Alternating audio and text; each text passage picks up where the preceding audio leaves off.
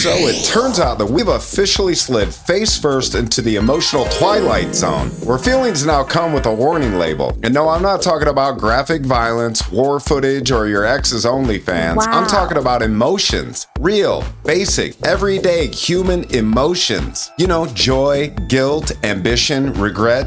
Yeah, those. Apparently, those are too intense for some folks now. We've got companies, universities, even TikTok support groups throwing trigger warnings on the entire human experience like it's battery acid. If I mention feeling shame, I gotta slap a warning label on it? What's next, a Surgeon's General warning on eye contact? This conversation may contain traces of personal accountability. God forbid somebody actually feels something in 2025 that we used to call life. Now it's a liability. And I don't know whether to laugh, cry, or sue somebody for emotional fraud. Let me explain what this nonsense is. You've got schools adding content advisories before talking about things like competition, success, and grief. Because apparently hearing someone else talk about winning might make you feel bad about losing. Now you got apps that ask if you want to opt out of posts that reference ambition, joy, or confidence, in case those emotions are too intense. Let me tell you something, guys. I used to be drunk, broke, and sleeping through my life. You know what got me sober? Discomfort, shame, regret, pain. I didn't need a trigger warning, I needed a wake-up call. But today's culture wants to hand out emotional participation trophies. Don't feel sad,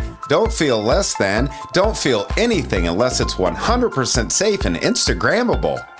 Let me ask you this, what exactly are we training people for? Because life doesn't care about your emotional comfort. Life shows up with rent, death, breakups, layoffs, family drama, and bad knees. You gonna slap a trigger warning on Mondays? Oh, hell Look, I'm not no. saying trauma ain't real. I'm not saying people shouldn't have support, but emotions, they're not the villain, they're the signal. You see, guys, shame tells you something's off. Grief tells you something mattered. Anger tells you you've been crossed. Joy tells you you're alive. You start muting those feelings like they're background noise, and guess what? You don't grow. You don't evolve. You just float through life fragile, anxious, and incapable of facing anything without asking the internet if it's okay. You want to know why this hits home for me? Because I used to drink every time a feeling came up. Sad? Drink. Stress? Drink.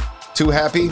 Might as well ruin it. Drink. Sobriety forced me to feel things and not run from them. That's where the growth came from. That's where the peace came from. You don't get strong by avoiding weight, you get strong by lifting it. So if you're out here putting trigger warnings on emotions, don't act shocked when your life feels like a padded room. You're not protecting yourself, you're shrinking yourself. Life is triggering, that's the point. Growth is uncomfortable, healing is messy, sobriety is hard, and nobody ever changed their life by muting the truth. You want to improve? Feel your feelings? Face your pain?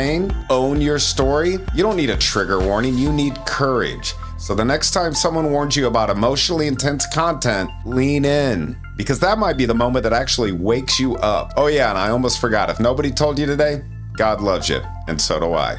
Peace.